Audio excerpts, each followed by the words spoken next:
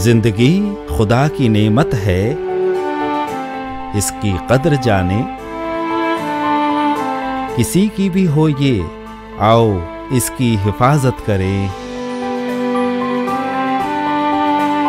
आज की तेज रफ्तार जिंदगी में मदद का हाथ बढ़ाएं। जब भी हो मुश्किल में कोई, उसको फौरन इमदाद पहुंचाएं।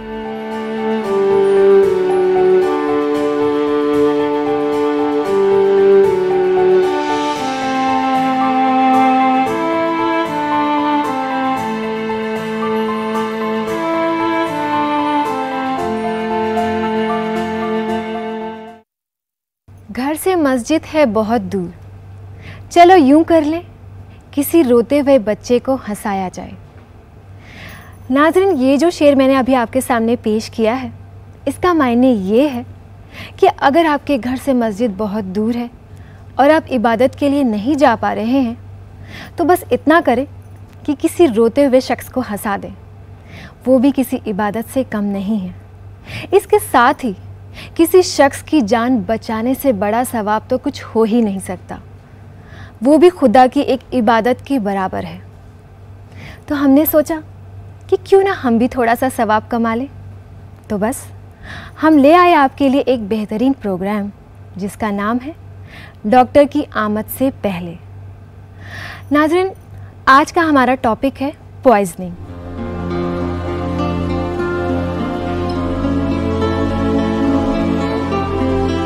पॉइजनिंग की तो बात ही मत कीजिए। आजकल हर घर में पॉइजनिंग हो सकती है। बच्चों को, छोटों को आप कुछ कह दीजिए, खा के लेट जाएंगे। जरा सा माँ ने कुछ कह दिया तो धमकी भी दे देंगे या खा भी लेंगे। तो poisoning is become a life style. तो इसके लिए नॉलेज होना बहुत ज़रूरी है। और उसके लिए वही जो मैं तरीका बताता हूँ ना, कोई ऐसी चीज़ रीच में नहीं होनी चाहिए बच्चों के जो वो खा के या धमकी दे के हमें डरा सके। अमूमन जो पॉइजनिंग होती है वो जो गेहूँ में रखने की गोलियाँ होती हैं या कीड़े मारने की दवाई होती है, तो उनसे होती है। और नींद की गोलियों से होती है। और नींद की गोलियों में भी एक बात हमने देखी है अपने तजर्बे से कि वो जो इस मोटिव से नींद की गोलियां खाता है कि वो ज़रा डराए और थोड़ा सा माँ बाप को काबू करे, तो वो रैपर दिखाता है 20 गोली का, खाता मरीज़ 2 ही है। तो इसलिए घबराना नहीं चाहिए। लेकिन फिर भी क्यों ऐसा हो, उसके लिए बच्चों को हम काउंसलिंग करें, गाइडेंस दें, उनको टाइम दें, उनको पूरा हम देखें कि वो किससे मिल रहे हैं, उनके फ्रेंड सर्किल को वॉच करें। और कंप्यूटर पे जब बच्चे बैठें तो उनको अपने सामने रखें कि वो कंप्यूटर को किस तरह से यूज़ कर रहे हैं। तो इससे बहुत अच्छी चीज़ें निकल के आएंगी। इसके बारे में बातचीत करने के लिए हमारे साथ मौजूद हैं एम्स से आए हुए डॉक्टर संजीव वोई। डॉक्टर साहब, आपका हमारे प्रोग्राम में इस्तकबाल है। शुक्रिया। डॉक्टर साहब, आज हम पॉइजनिंग के बारे में बात करने वाले हैं। तो सबसे पहले हमारे नाजरीन को बताइए कि पॉइजनिंग होता क्या है। देखिए, जो हम कहते हैं पॉइजनिंग एक अंग्रेजी वर्ड है और इसका कहानी बहुत मतलब 1000 साल पहले से ही है, जिसे हम कहते हैं विष। जो विष से इंसान के बदन में सारे अंग उसके ख़राब होने लगते हैं, चाहे वो आपका दिमाग है, दिल है, पूरे बदन में असर आता है और एक इंसान को बीमार कर देता है और मौत की तरफ ढकेलता है। और वो तथ्य को और वो चीज़ को जो ये करता है उसे हम कहते हैं विष। और उसके विष या जहर और उसके इफेक्ट से जो होता है उसको हम कहते हैं पॉइजनिंग। तो ये उसका रियल मतलब है कि ये, और हमारे देश में ये काफ़ी मौतें इससे होती है। और मतलब जो इंसान बचता है उसमें बीमारी इतनी सीवियर हो जाती है कि वो धीरे धीरे मौत की तरफ बढ़ता जाता है। तो डॉक्टर साहब, ये तो आपने हमें बताया कि पॉइजनिंग होती क्या है जी। तो इसके वजूहात क्या होते हैं? देखिए, इसके कारण जो होता है, हम इंसान को क्यों जहर लेते हैं या पॉइजन क्यों लेता है, इसका मेन कारण जो होता है, देखिए 3 कारण से हमें इसको जानते हैं कि बहुत सारे लोग अपना जीवन ख़त्म करने के लिए, जैसे सुसाइड वन ऑफ द कारण होता है। और दूसरा जो होता है हमारे कि गलती से पी लिया, घर में मान लीजिए चीज़ें रखी हुई है, जैसे तेज़ाब है, आपके टॉयलेट सफाई करने के लिए होता है, या मान लीजिए फिनाइल है, सफाई करते हैं, या घर में कोई दवाई पड़ी हुई है जो आप रूटीन मर्रा के लिए आप इस्तेमाल करते हैं, खांसी का जो शरबत होता है उसको रखते हो, और बच्चे क्या करते हैं, उसको भी पी लेते हैं, कभी कभार गलती से पी लेते हैं, या कोई गलती से पी लिया, उसे हम कहते हैं कि मतलब अचानक एक्सीडेंटल पॉइजनिंग के हम कहते हैं। तो एक हो गया सुसाइड हो गया, एक एक्सीडेंटल हो गया, एक तीसरा होता है कि जनाब कि आप जानते हैं कि किसी ने ज़बरदस्ती आपको पिलाया, पॉइजन पिलाया आपको, आपकी जान लेने के लिए, उसे हम कहते हैं होमिसाइडल पॉइजनिंग। ये 3 मुख्य कारण हैं कि हमारे को कैसे पॉइजनिंग हमारी होती है, हो सकती है। जी, मतलब ये कि कई बार हमें अंदाज़ा नहीं होता है कि ये क्या चीज़, और गलती से भी पी लेते हैं, वो भी देखिए वो हमारा बदन एक्सेप्ट नहीं करता है और वो पॉइजन होता है। जैसे कि मैं आपके और थोड़ा सा बताऊं कारण आपको इसके बारे में कि कैसे ये होता है, कि किस हमारे बदन में जाता कैसे है। या तो इंसान देखिए पीता है, मतलब जिसे हम कहते हैं कि पी के जहर फैल गया, और देखिए क्या होता है कि आप चूहे मारने की दवा सबसे खतरनाक होती है जिसे हम कहते हैं सल्फास, और वो पंजाब हरियाणा ये हमारे जो ज़्यादा, जिसमें हमारी ज़्यादा खेती होती है और वो चूहे मारने की दवाइयाँ रखते हैं, तो वहाँ पे ये बहुत ज़्यादा प्रचलन है कि इनसे ज़्यादा मौतें हुई हैं, देखा गया चूहे मारने की दवाई से कोई नहीं बचा है।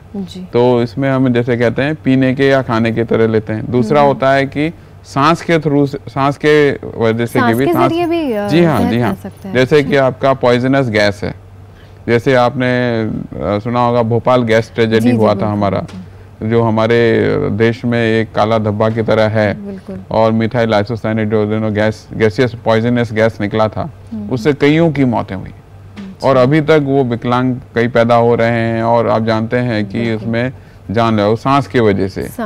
जापान में ऐसी हुई थी एक, जैसे एक टेररिस्ट अटैक से गैस फैलाया गया जिसे हम नर्व गैस कहते हैं, वो भी पॉइजन की तरह अंदर गया और सब बदन में बिल्कुल पैरालिसिस हो गई, चला फिराने, और बहुत सारी मौतें हो गई। तो उसे कहते हैं हम सांस के थ्रू से, सांस के जरिए हम इसका लेते हैं, पॉइजनिंग होती है।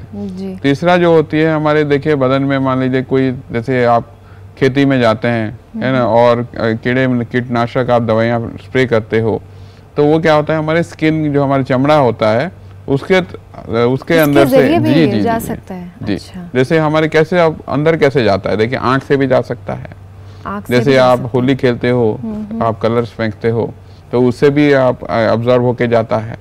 अच्छा। दूसरा अमोनिया गैस से भी आंख के थ्रू से जाता है। जी। तो ऐसे करके देखिए आंख है, आपका मुंह है, आपका सांस के थ्रू से है, आपके चमड़े के जगह से, तो ये सब अंदर से हमें जाता है। जी। तो कहीं से भी पॉइजन अंदर घुस सकता है। जी। तो जो होली के रंग आप बता रहे हैं, उनके जरिए भी आंखों में, नाक के जरिए, मुंह के जरिए इस तरह से जहर फैल सकता है। मैं कुछ और भी कहना चाहूंगा, देखिए आम मरा की चीजें अगर आप ज्यादा ले लें, वही दवाई जो आपके ठीक करने की काम करती है, वही दवाई अगर ज्यादा मात्रा में ले लें आप, खुराक ज्यादा हो गया तो वो पॉइजन हो जाता है फिर।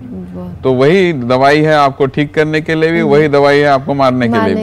मतलब तो ये आप बिना डॉक्टरी सलाह के तो कोई दवाई लेना ही नहीं चाहिए। और ये कॉमनली बच्चे ही शिकार होते हैं। और मान लीजिए घर में कोई, मान लीजिए कोई परेशान है, जहन में परेशानी है और अपना सुसाइड करना चाहता है, वो ये दवाई जबरदस्ती लेके और वो उनको खाते हैं और पीते हैं और उसको एक वेपन की तरह यूज करते हैं अपने जीवन को खत्म करने के लिए। जी। मतलब जो दवाई है वो भी जहर का काम कर सकती है अगर उससे ज्यादा मिकदार में अगर ले लिया जाए। बिल्कुल। हमारे समाज में एक चीज और भी है, देखिए हमारे समाज में देखिए कि शराब का प्रचलन है ना, आप शहरों में भी पीते हैं, गांव में पीते हैं, तो वो भी ज्यादा मात्रा में ले लिया जाए तो वो भी जहर हो जाता है। आपने सुना होगा एक किस्सा था कि सूरत में, और ये होता रहता है बीच बीच में भी, कि सूरत में कई लोग अंधे हो गए। तो ये इसलिए हुआ कि देखिए जो शराब था उसमें इतनी प्योरिटी थी, ज्यादा 100% अल्कोहल था उसमें जी।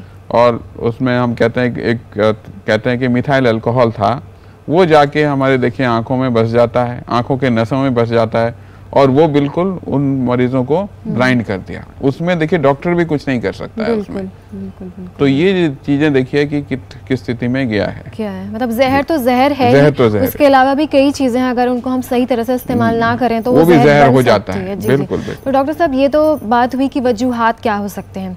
तो अगर हम बात करें अलामात की कि किस तरह के उसमें ऐसे अलामात दिखाई देंगे कि हमें पता लगेगा कि इसके शख्स के अंदर जो है वो जहर फैल गया है, पॉइजनिंग हो रही है, तो किस तरह की कैफियत होगी मरीज मैं आपको एक अच्छा सा आपको एक एग्जांपल दूंगा जिससे आपको ये उसके लक्षण दिखाई देंगे, है ना। कॉमन, जैसे हम कहते हैं कि कॉमन हमारे देश में स्प्रे का जो लिक्विड पी के आते हैं हमारे देश में, कॉमन, बहुत कॉमन है, हमने देखा है, अपने प्रैक्टिस में भी देखा है। मैं इमरजेंसी का डॉक्टर हूँ और मैं डेली ये सब चीज़ें देखता हूँ, तो मैं उसका लक्षण आपको बता देता हूँ। हालांकि देखो हज़ारों तरह के पॉइजन है तो हर एक के सिम्टम हम नहीं बता सकते, लेकिन जो कॉमन है वो मैं तो आपको बताता हूँ।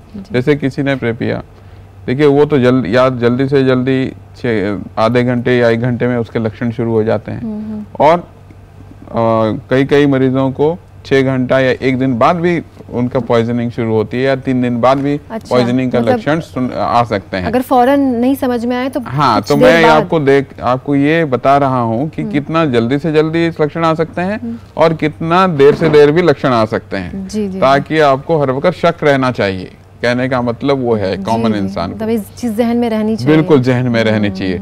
देखिए क्या होता है, जब पॉइजन हम लेते हैं तो कॉमन जो में आंखों में आंसू आते हैं, ठीक है ना, आप मुंह से ज्यादा उसका सलाइवा आता है, ज्यादा पानी मुंह से ज्यादा पानी आता है, और देखिए उस पेशेंट को डायरिया भी होता है, लूज मोशन, है ना, पेचिस लग जाना शुरू हो जाता है, उनको देखिए सांस लेने में तकलीफ होना शुरू हो जाता है, और वॉमिटिंग, मतलब जैसे उल्टी कहते हैं हम, उल्टी आना शुरू हो जाता है।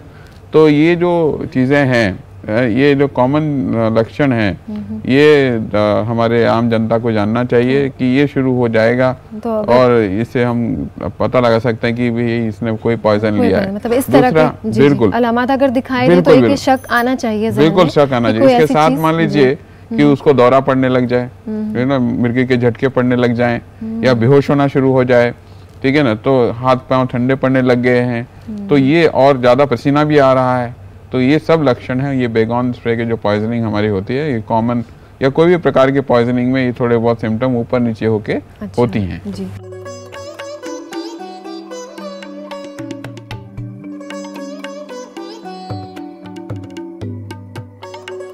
जहर के कई असबाब हो सकते हैं और ये कई तरह का हो सकता है, मसलन फूड पॉइजनिंग या केमिकल पॉइजनिंग। जहर से जख्म, बीमारी, हत्ता के मौत भी वाक़ई हो सकती है। अगर कोई इंसान बगैर किसी सबब बीमार रहने लगे तो इसकी वजह जहर हो सकती है। जहर से मुतासिर मरीज की सबसे पहले ये जानने की कोशिश करें कि वो किस तरह के जहर का शिकार है। इस तरह के मरीज के गालों को थपथपा कर देखा जाता है कि वो कितने होश में है। जब ये यकीन हो जाए कि वो बेहोश है तो सबसे पहले उसको काफी मिकदार में पानी पिलाना चाहिए। इसके बाद उसको आगे की तरफ झुकाकर मुंह में उंगलियां डालकर और पीठ थपथपाकर उल्टी करवाने की कोशिश करें ताकि सारा जहर बाहर निकल जाए।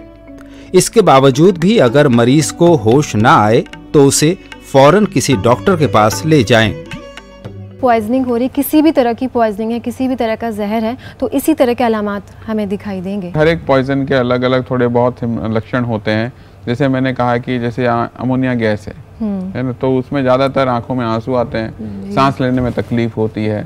जो सांस पॉइजन जब हम पी लेते हैं, यूजुअली ऐसे लक्षण आते हैं कि उसमें उल्टी और दस्त इनको कॉमन सिम्टम है। और मान लीजिए सांस लिया हुआ है, सांस से पॉइजन गया है, तो ज़्यादातर इन मरीजों को क्या होता है कि आपको सांस लेने में तकलीफ होती है, जो सांस के जरिए, हाँ, सांस के जरिए। अच्छा, तो ये जो है ये कॉमन लक्षण आपके होते हैं। जैसे चमड़े की भी जरिए आप बता रहे थे कि जहर फैलता है, तो उसमें भी देखिए उसमें क्या होता है कि देखिए कि इमीडिएटली आपको, मतलब जल्दी से आपको नजर नहीं आएगा वो, लेकिन मान लीजिए कोई खेती में काम करता है और उसको कई दिनों से वो कीटनाशक छिड़कावट कर रहा है, तो उसको वो जो लक्षण है धीरे धीरे उसको समझ में आए। जैसे उसको जो होता है हमारे को हाथ पाँव में कमजोरी आना शुरू हो जाता है। अच्छा। कमजोरी आना शुरू हो जाता है, जिससे उसके जो नसें हैं वो कमजोर होनी शुरू हो जाती हैं, पाँव की नसें, हाथों के नसें, धीरे धीरे पैरालिसिस की तरफ बढ़ता है। वो लक्षण धीरे धीरे आता है, जैसे हम कहते हैं ना स्लो पॉइजन।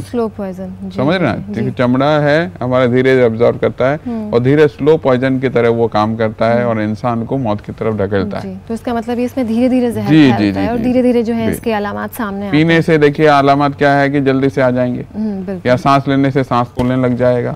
चमड़ा क्या है ना, धीरे धीरे डेली का डोज आपको जा रहा है, डेली डोज जा रहा है, आपको समझ नहीं आएगा कि मेरे को कुछ हो रहा है, लेकिन वो हो रहा है आपको, ठीक है ना, अंदरूनी चला जा रहा है। अगर आप देखेंगे आंकड़े देखेंगे, जैसे महाराष्ट्र के हमारे फार्मर्स हैं, हमारे ये हैं, और इनमें देखेंगे उड़ीसा के, तो ये लक्षण कॉमन दिखाई देती होगी कॉमन।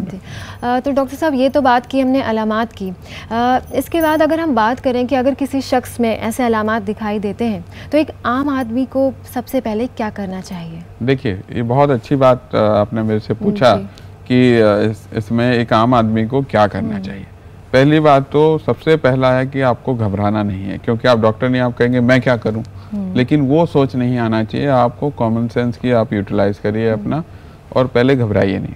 नंबर 2 है कि जैसे हम कहते हैं कि एक कहावत है, remove poison from the patient और पेशेंट फ्रॉम द पॉइजन। एक कहावत है कि आप जहर जो है मरीज से निकालिए और पेशेंट को जहर से निकालिए, ठीक है। 2 चीज़ें हैं जो आप कर सकते हो कि मरीज को पॉइजन से दूर निकाल सकते हो। उसको कैसे कर सकते हो? देखिए, मान लीजिए आपको जैसे बेगोन का मैंने एक एग्जांपल दिया, उसमें मान लीजिए उसने लिया है और उल्टी भी कर ली उसने, तो क्या होगा, वही पॉइजन बदन में भी गिर गया, तो आपके चमड़े से भी उसको एब्जॉर्प्शन होगी। तो पहला काम आपने क्या किया कि साथ साथ 2 बंदे, 1-2 बंदे हैं तो दोनों साथ साथ कर सकते हैं। एक बंदा उसका क्या कर सकते हैं कि उनके कपड़े इनको निकाल लिए, कपड़े निकाल लिए और वाटर से उसको धो दिया बाहर से। अच्छा। दूसरा, अगर मान लीजिए मरीज बातचीत कर रहा है तो आप उसको उल्टी करवाइए, ठीक है ना, मुंह खोल के थोड़ा सा आप अंगूठा डाल देंगे तो पीछे, तो उसको उल्टी हो जाएगी, तो ज्यादा से ज्यादा पॉइजन निकल सकता है, ठीक है जी।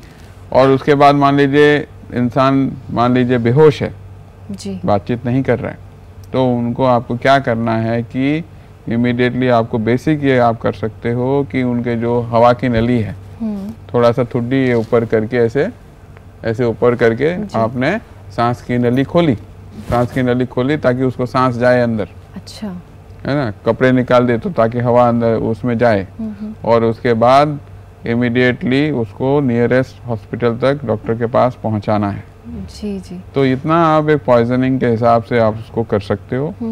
तो मैं दोबारा इसको रीइंफोर्स करना चाहूँगा कि पहले घबराइए नहीं, सबसे पहले तो दूसरा कि मरीज को पॉइजन से दूर निकालें। मान लीजिए, कहने का मतलब है, कॉमन एग्जांपल है कि जैसे माने उल्टी करी है तो आप कपड़े उसको निकालिए, वाटर से धो सकते हो ताकि अब्जॉर्प्शन ना हो। हाँ जी। अगर मरीज आपका मतलब बातचीत कर रहा है, अभी भी बोलचाल रहा है, तो उसको उल्टी करवाइए, इंड्यूस करिए। जैसे मुंह में एक उंगली डाल के आप थोड़ा सा स्टिकल करेंगे उसके हार्ट पैलेट में, तो इंसान को उल्टी आ जाती है, उल्टी महसूस होती है, उल्टी निकल जाए, कुछ पॉइजन तो निकलेगा। तीसरी बात, अगर बेहोश है तो आपकी हवा की नली उसको खोलिए, जैसे मैंने बताया, ये और ये थोड़ा ऊपर करके ठुड्डी आप उसको हवा के, ताकि सांस जाए अंदर, और इमीडिएटली जो नियरेस्ट एम्बुलेंस को फोन करिए आप, और जो आसपास अस्पताल है जल्द से जल्द आसपास के अस्पताल में भेजा जाए ताकि इमीडिएट उनको इमरजेंसी का उपचार मिल सके जी। तो डॉक्टर साहब, ये हादसा होने के बाद मरीज के पास कितना वक्त होता है, कितने वक्त में ये सब चीज़ें हो जानी चाहिए?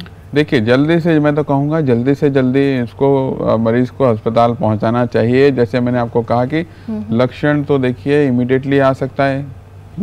पेशेंट ने पॉइजन पिया और उसको 15-20 मिनट में इसको सारे लक्षण शुरू हो गए, या कई मरीजों को क्या होता है, लक्षण है बहुत देर में आते हैं जी, जैसे 1 घंटा, 1 दिन, 2 दिन, उसके बाद भी आते हैं। अच्छा, कहने का तो कहने का मतलब ये है कि आप जल्दी से जल्दी इसलिए लीजिए कि अस्पताल में पहुंच गया तो वो एडमिट हो जाएगा और वहाँ पे डॉक्टर हमारा जैसे हमारा काम है कि हम उनके लक्षण को आगे फॉलो करें और उसका उपचार शुरू करें। उसके हिसाब से ही आप एक आम व्यक्ति के हिसाब से आप इमीडिएटली, चाहे नहीं भी आए, कोई मान लीजिए लक्षण नहीं भी हैं, आप डॉक्टर के पास जाइए। मेरा कहने का मतलब वो है। बिल्कुल बिल्कुल। आपने ले लिया लेकिन आप बोल रहे हो कि मेरे को कुछ नहीं हुआ, मैं क्यों जाऊँ डॉक्टर के पास? नहीं नहीं नहीं, ये नहीं करना आपको इमीडिएटली डॉक्टर के पास जाना है। नजरअंदाज करना ही नहीं है। बिल्कुल नहीं, बिल्कुल बिल्कुल नहीं। तो डॉक्टर साहब, ये तो हमने बात की कि क्या करना चाहिए ऐसे में और क्या नहीं करना चाहिए अगर किसी को पॉइजनिंग हो गई है, तो कुछ ऐसी भी बातें हैं? जी हाँ, आपने बड़ा अच्छा सवाल पूछा है इसे। जैसे हम कहते हैं कि देखिए हमारे देश में हम सब डॉक्टर बनते हैं, डॉक्टर को छोड़ के सब डॉक्टर बन जाते हैं, ठीक है। तो हम सब दादी माँ के नुस्खे बताने लग जाते हैं, है ना। कुछ बताते हैं जी झाड़ फूंक कर लो, कुछ बताते हैं कि बाबे के पास चले जाओ, ठीक है ना। तो सबके अपने अपने नुस्खे होते हैं। आप बात करके देखिए, हमारे समाज में सब ऐसे मिल जाएंगे आपको कि 10 तरह के नुस्खे हर एक इंसान हर एक बीमारी के लिए बताता है। बिल्कुल, डॉक्टर को छोड़ के सब बता देते हैं। तो इसका मतलब ये है, देखिए कि जो ये हमारी कोई भी पॉइजनिंग होती है तो हम कहते हैं कि नहीं झाड़ फूंक के पास जाओ, वो आपको देगा, भस्म देगा ना, ये सब चीजें देंगे, जड़ी बूटी देंगे। तो ये जो चीजें हैं कि देखिए उनका कोई तथ्य नहीं है, उससे ठीक होने का कोई उसका उपचार नहीं है वो। और मेरे ख्याल से इन लोगों के पास ना जाएं।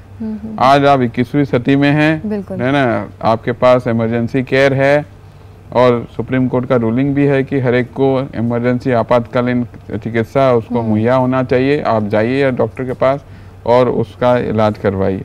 तो जैसे मैंने बताया कि झाड़ फूंक, बाबा के पास, ये सब से आप दूर रहें। जी, जी, जी। और हर एक पॉइजन की आजकल ज़्यादातर एंटीडोट होती है, तो आप अस्पताल में जाएं और चिकित्सा कराएं और उसमें जान बचने की जो उम्मीद है बढ़ जाती है।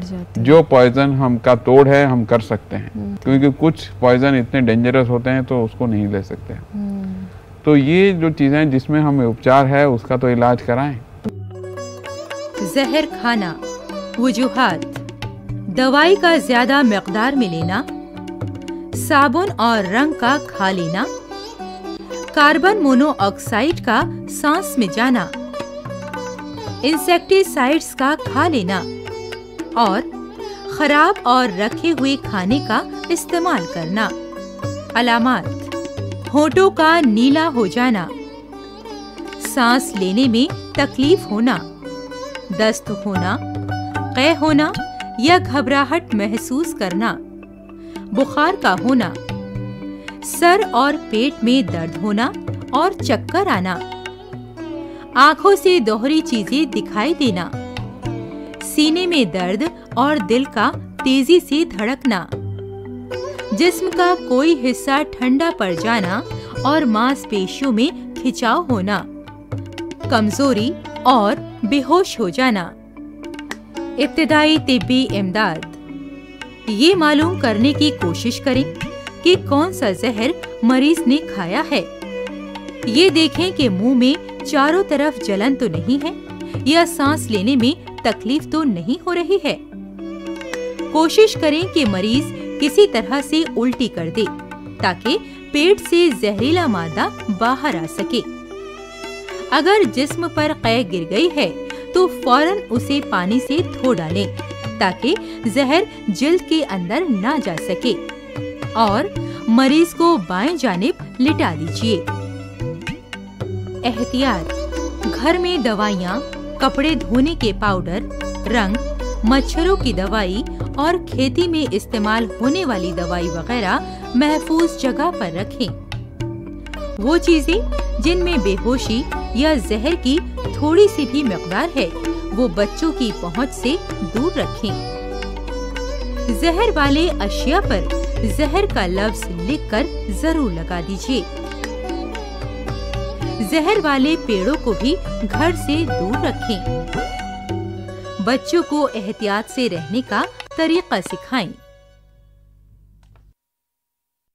डॉक्टर साहब, हमने बात की कि फर्स्ट एड देने के बाद इलाज कराना बहुत ज़रूरी है।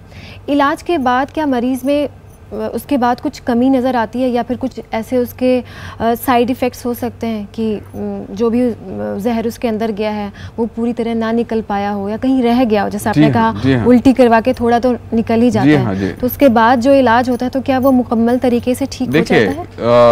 ज़्यादातर जो हमारी, अगर आप जल्दी से जल्दी अस्पताल जाएं और जल्दी से उपचार कराएं तो पूरा उपचार मुकम्मल हो सकता है। लेकिन ऐसा भी होता है, आप जानते हैं हमारे देश में कि ज़्यादा से ज़्यादा एम्बुलेंस सर्विसेज उतनी अच्छी नहीं है और लोगों को जानकारी भी नहीं है, तो ये सब चीज़ों को थोड़ा मरीज़ क्या होता है कि थोड़ा लेट आता है। जब लेट आता है, आप जानते हैं कि हम कहते हैं, एक कहावत है, टाइम इज़ मसल, ठीक है ना, हर एक मिनट आपका जीवन के लिए बहुत इम्पोर्टेंट होता है, अनमोल होता है। तो वो अनमोल पलों को अगर आप देरी में बदलेंगे तो उतना आपका जो डैमेज है वो होता रहेगा और उसमें पूरी तरह मरीज को निकलना मुश्किल होता है। जी। जैसे कि मैं आपको एग्जांपल देता हूँ कि किसी, जैसे सुसाइड के हमने बहुत देखा, यंग लड़कियों ने तेजाब पी के आते हैं। तेजाब जो होता है हमारे रखा रहता है, उसे तेजाब पी के आता है तो गले की पूरी नली, हमारी खाने की नली जल जाती है। बिल्कुल। अब देखिए उसकी विडंबना देखिए कि वो बच तो जाती है लेकिन वो खा नहीं पाएगी अपना लाइफ लॉन्ग, जिंदगी भर नहीं खा सकती। तो वो उसके लिए आर्टिफिशियल हमारी नली डाल दी जाती है। अच्छा। पेट में छेद भी किया जाता है। जी। तो देखिए आपका लाइफ कहाँ पहुंच गया, कहाँ से कहाँ पहुंच गया। बिल्कुल। तो हम लेने के टाइम ये नहीं सोचते हैं कि इसका क्या इफेक्ट होगा, लेकिन ये हम देखिए, हम चाहेंगे भगवान ने एक ही बारी जिंदगी दिया है आपको, गॉड ने दिया है, तो उसको आप संभाल के रखिए, संभाल के ख्याल रखें। बिल्कुल ख्याल रखिए। बिल्कुल डॉक्टर साहब, आपने पॉइजनिंग के बारे में हमें बहुत सारी मालूमात दी, वो तमाम बातें बताई जो हमारे लिए जानना बहुत ज़रूरी है। इन तमाम बातों के लिए आपका बहुत बहुत शुक्रिया। धन्यवाद। मैं आखिर में यही कहना चाहूँगा कि आपको कोई भी जानकारी चाहिए एक कॉमन इंसान को पॉइजनिंग के बारे में, तो एम्स का नेशनल पॉइजन सेंटर है, उसमें आप फ़ोन करिए। किसी को भी कोई भी चीज़ें आपको मालूमात करनी है या किसी को ऐसा वारदात हो गया है, नेशनल पॉइजन सेंटर का साइट, हमारा एम्स का वेबसाइट है, उसमें फ़ोन नंबर है, फ़ोन नंबर लीजिए और आप उसको फ़ोन करके जल्दी से जल्दी उपचार आप करा सकते हैं। जो अस्पताल में गए, मान लीजिए एंटीडोट का पता नहीं लग रहा है, तो नेशनल पॉइजन सेंटर फ़ोन करिए और वहाँ से आप ये जो इंफॉर्मेशन है मालूमात करके डॉक्टर भी उसका फ़ायदा ले सकते हैं। बिल्कुल सही जी। तो नाजरीन, आज हमने पॉइजनिंग के बारे में बात की। डॉक्टर साहब ने हमें बहुत ही अहम बातें बताई पॉइजनिंग से जुड़ी हुई। उम्मीद है कि आप इन बातों को गौर करेंगे, उन्हें अमल में लाएंगे। लेकिन नाजरीन, हम साथ ही आपको ये बात याद दिला देना चाहते हैं कि हमारे प्रोग्राम में बताई गई तमाम बातें इलाज नहीं हैं। ये तो बस वो बुनियादी कदम है जो डॉक्टर की आमद से पहले हम उठा सकते हैं। इन्हीं बातों के साथ समीरा रज़ा को दीजिए इजाज़त। अगले एपिसोड में होगी आपसे फिर मुलाकात। तब तक के लिए अल्लाह हाफ़िज़। ये महज फौरी तिब्बी इमदाद के तरीक़े हैं जो ऐन मौके पर फौरी मदद के तौर पर मरीज को दिए जाते हैं। ये तिब्बी इलाज का मुतबादिल नहीं है।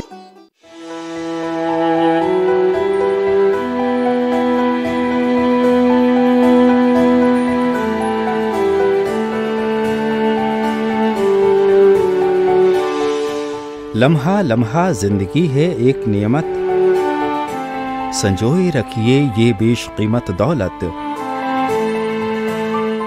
जिंदगी है खुदा दाद रहमत, पहचानिए इसकी कीमत। ये कायनात है रिश्तों का शीराजा, महफूज रखिए ये सांझा ताना बाना।